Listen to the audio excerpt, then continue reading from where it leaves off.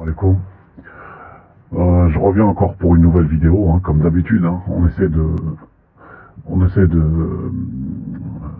se mettre dans la peau des gens qui sont incriminés ou la justice ou l'injustice, pas la justice.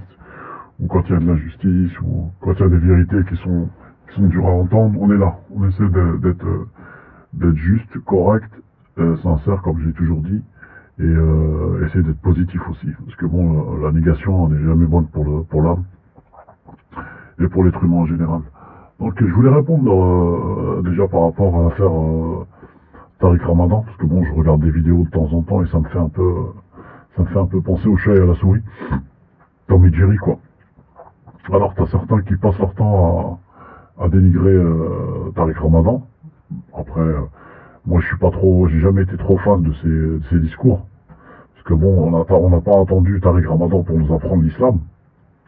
Mais c'est pas le fait qu'il soit emprisonné ou qu'il soit coupable ou non coupable qui m'intrigue le plus dans cette histoire. Moi, ce qui me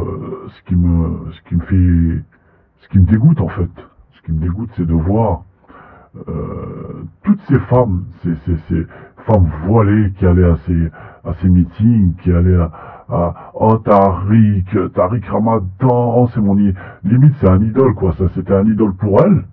Et aujourd'hui, quand monsieur Tariq Ramadan tombe dans la machine compresseur, la machine à justice, le rouleau compresseur, il n'y en a pas une qui parle, il n'y en a pas une qui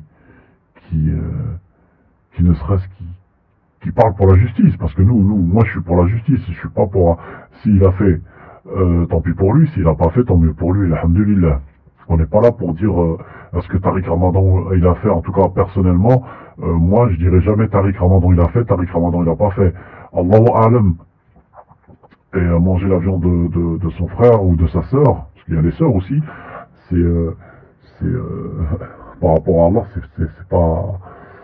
c'est pas quelque chose de conseillé, on va dire. C'est même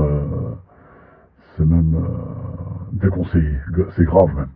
Bref, on va pas rentrer là-dedans. Donc le sujet en lui-même, c'est les sœurs qui, comme je vous disais, Tariq, tu les vois, ils sont 2000 dans une salle à poser des questions, ouais, Tariq, sur la théologie, sur les recherches en islam, le fond de, comment on appelle ça, le fond de la pensée de chaque musulman, Tariq leur donnait des réponses, tu les voyais sur les forums, sur Facebook, ouais, Tariq a fait une... D'accord, ok les sœurs. Mais vous êtes où maintenant? La dernière fois, Rachid Nekaz, il a fait une manifestation, ils étaient 10. Subhanallah. C'est vous dire l'hypocrisie des gens. L'hypocrisie des gens. En fait, moi ça me fait rire parce que, voilà, je les connais ces gens-là. Je connais la population, je sais comment elle marche. En fait, c'est des gens, ils ont pas de caractère. Ils sont pas stables dans leur tête. Ils sont là, dès qu'il y a qu'on appelle ça, dès qu'il y a un genre de Tariq Ramadan, hein, un théologien qui est diplômé, bien sûr, hein. Moi je l'ai toujours dit, c'est un mec qui a une certaine prestance, un certain charisme, il connaît la religion, il connaît les textes, donc il peut argumenter à tout va. Donc il a les bagages pour, on va dire, et les armes pour. Les armes intellectuelles, hein, bien sûr. Mais par contre, moi, ce qui me fait rire, j'en rigole en fait, parce que c'est typiquement les pseudo-musulmans sont typiquement comme ça. Vous regardez, ne serait-ce que dans une mosquée, vous rentrez dans une mosquée, alors il y a celui qui dirige la mosquée, il y a celui qui fait l'adhan, il suffit qu'il y en a un qui vient pour s'introduire dans le harem, parce que moi j'appelle ça des harems, j'appelle même plus ça des mosquées. Parce que quand tu regardes les mosquées qui sont à 300, 400 000 euros, tout ça pour qu'il y ait juste un seul vendredi, que ça soit plein le vendredi, toute la semaine c'est vide, pour moi c'est pas nécessaire. Je vous dis en toute franchise. J'ai pas dit que les mosquées n'étaient pas nécessaires, j'ai dit que les mosquées à 300 000 euros n'étaient pas nécessaires. Ne me faites pas dire ce que j'ai pas dit.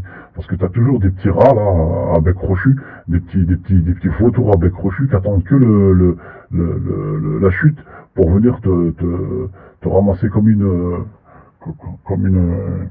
comme un rapace. Voilà. Donc, j'ai pas dit que les mosquées c'était truc, mais les mosquées avec modération. Avec modération. De toute façon, les imams, il y en a quelques-uns qui ont parlé de Tariq Ramadan, l'affaire Tariq Ramadan. La plupart de ceux qui allaient dans ces meetings, il n'y en a aucun qui parle. Donc, ils l'ont laissé tomber. Ils l'ont laissé tomber. Et je peux vous dire que monsieur Tariq Ramadan, quand il doit voir les manifestations où il y a 20 personnes et qui se dit ah bah putain, qu'est-ce que c'est que ça, qu'est-ce qui m'arrive, où est-ce que je suis, en fait c'est typique des pseudo-musulmans quoi, des lâches, des lâches. Alors ça vient, ouais, ils sont capables de venir s'entretuer pour de la drogue, les arabes hein, je parle, ils sont capables pour venir s'entretuer entre pays, mais pour défendre des causes nobles, il n'y a personne. Il n'y a personne. Et ça a toujours été comme ça. Bon, depuis la nuit des temps, je vois ça. Pas que pour Tariq Ramadan. Il y en a eu avant Tariq Ramadan. Et donc c'est pour ça que moi je rigole quand je vois ça et quand j'entends les gens dire ah le pauvre Tariq, on te soutient. Mais tu le soutiens, mais comment? Tu le soutiens comment derrière ton écran? Tu le soutiens comment? Tu le soutiens avec des commentaires. Tu soutiens Tariq Ramadan comme tu fais ta prière 5 fois par jour. Tu soutiens Tariq Ramadan comme tu es sincère avec ta religion. Tu soutiens Tariq Ramadan comme tu te bats pour une cause noble, pour la veuve et l'orphelin. Comme tu te bats pour une cause noble, pour aider un pauvre. Tu te bats pas derrière un écran en restant assis avec des M&M's et des Smarties sur le bureau ou des Haribo. Et une bouteille de Perrier ou de Schweppes. Faut arrêter. Faut arrêter de se voiler la face. Mais tant mieux, parce que, j'ai envie de vous dire, Wallah al-Azim, je suis content parce que, moi, quand il était pris, la première fois par la justice, quand ils l'ont mis en dépôt, en mandat de dépôt, je savais, moi. Je savais pertinemment qu'il aurait aucun soutien. Je savais. Je savais, parce qu'on vit dans un monde d'hypocrisie. Et c'est pour ça, je l'ai toujours dit, on est hypocrite. On est hypocrite. Du plus petit jusqu'au plus grand. Et que ça plaise ou que ça plaise pas, j'en ai rien à foutre. Wallah al-Azim. Hadi, Hachilika Ngoulikum, voilà, ça. On est des hypocrites. Alors vous avez quand même dans une, comme on dit, hein, dans chaque chose mauvaise, il y a toujours du bon. Donc, alhamdoulilah, il y a des hommes, quand même, quand tu prends une... C'est même pas une question de fierté, c'est même pas une question c'est une question de logique. Un homme qui est condamné à tort, il faut être là. Après, à tort ou à raison, qui a tort, qui a raison, Allahu A'lam, on dit toujours Allahu A'lam. S'il a fait ou il n'a pas fait, ça, Dieu seul sait. Moi, comme je vous ai dit, j'ai jamais été fan de ces meetings parce que je savais très bien, je savais pertinemment que ces meetings, quand les gens ils y allaient pour passer le temps. Ils y allaient pour... C'était comme si c'était... ah, moi j'ai été voir Tariq Ramadan. Oh, c'était pas, ouais, je vais voir Tariq Ramadan pour le contenu. C'était, je vais voir Tariq Ramadan dans ces meetings, voilés, machallah, c'est que du bluff. C'était que du bluff. Et la preuve, elle en est là aujourd'hui. Parce que si c'était vraiment des gens sincères, ceux qui allaient à ces meetings, tu les verrais en train de manifester, en train de demander justice. Que justice soit faite. Hein? Donc, mes frères et sœurs, je vais vous dire une parole qui va peut-être vous faire travailler un peu vos ménages et votre sincérité. Comme il disait Tariq Ramadan, nul n'est plus sourd que celui qui ne veut entendre. On est là, on est passif, on mange. Je parle des musulmans, hein, des pseudo-musulmans, parce que les musulmans ils font pas ça. Le vrai musulman, d'ailleurs les vrais musulmans il en reste plus beaucoup. Il n'en reste plus beaucoup, malheureusement.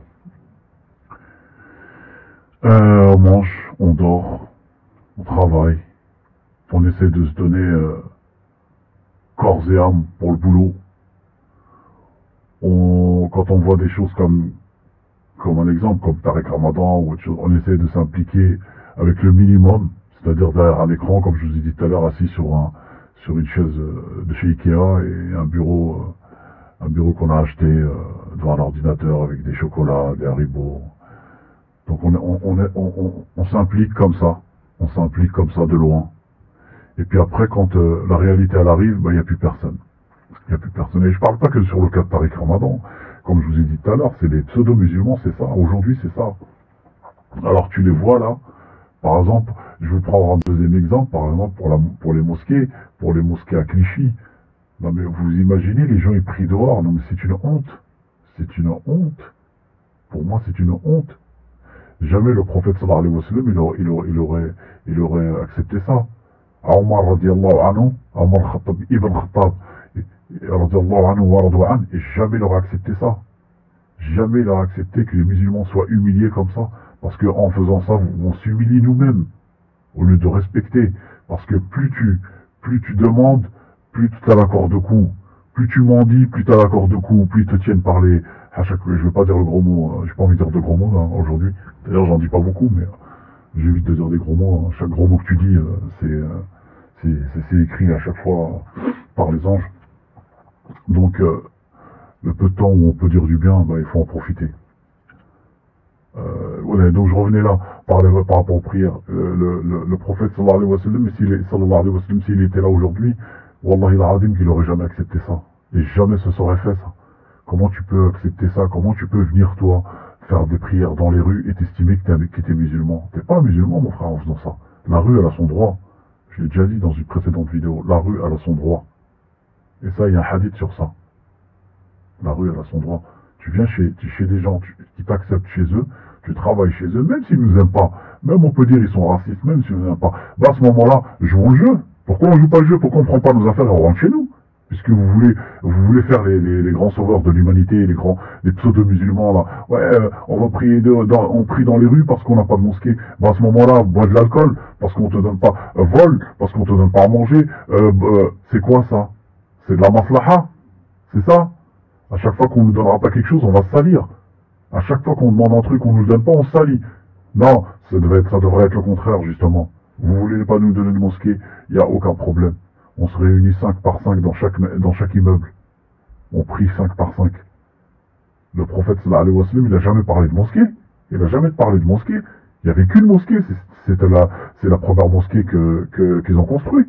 Il n'y a jamais eu parlé de millions de mosquées. Pourquoi il y a des millions de mosquées aujourd'hui? Pourquoi dans des villes aujourd'hui il y a 40, 50 mosquées? Pourquoi? Pour un vendredi, par mois. Et même quand bien même il y a des mosquées, est-ce que le comportement il a changé? Est-ce que les comportements du musulman il a changé? C'est de pire en pire. Donc ça veut bien dire que c'est voué à l'échec, ça veut bien dire que c'est pas le bon comportement. Donc au lieu de prier dans les rues, nous hacham, parce que vous nous faites la honte, vous nous foutez la honte. Nous les musulmans, on essaie de tenir le droit chemin, on essaie d'être correct, on essaie d'éduquer nos enfants dans le droit chemin.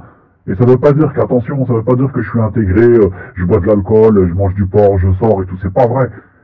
Je suis normal, je vis normal, je fais mes prières à l'heure, je respecte les gens, je respecte mon prochain. Et je respecte même mon voisin qui est français. Voilà. Et je lui prends les poubelles s'il faut, et je les ramènerai dans la poubelle s'il faut, alhamdulillah. C'est ça le bon comportement. Le bon comportement, c'est pas de brailler là, et de faire la dinde dans la rue là où il y a des gens